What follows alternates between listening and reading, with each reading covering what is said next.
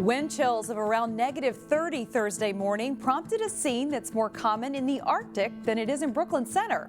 Some call it sea smoke. Since the Mississippi River is mostly free of ice this year, a fog forms when the very cold air moves across the warmer water. The result is literally breathtaking. But those dangerous wind chills have also caused some local school districts to cancel classes on Thursday. The Anoka-Hennepin and Osseo school districts closed school, but because conditions were expected to improve as Thursday wore on, after school and evening activities were to go on as scheduled. Osseo students in grades 6 through 12 also had a flex learning day, which requires students to do lesson plans online from home.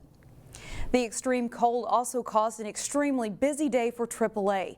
The company's roadside assistance service experienced a big surge in calls Thursday morning. Delane Cleveland joins us now with more. Delane? Shannon, cold weather can wreak havoc on your car's battery. It's something a number of people found out the hard way this morning. Today we are seeing an increase in calls. So it is very cold outside, and a majority of the calls that we're getting have to do with batteries. We're getting a lot of people calling in about jump starts or needing tows because they can't get their car to start.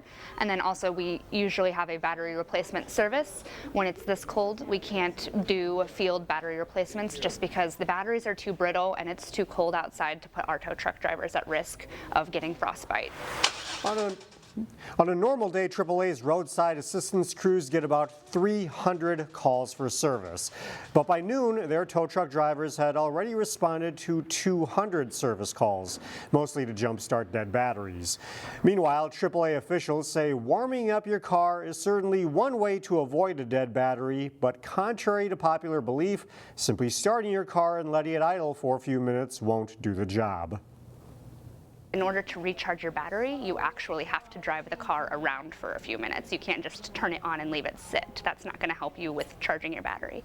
So when you start getting close to the zeros and the negatives like we are today and tomorrow, it's good to try and go out every 4 to 6 hours if you can, if it's reasonable, to start your car and then drive it around for 5 minutes if you have a break and can do so. Another piece of advice from AAA is to keep your gas tank filled at least halfway during cold weather. That way you can stay warm in case you become stranded. Find more local news stories at ccxmedia.org and follow us on social media.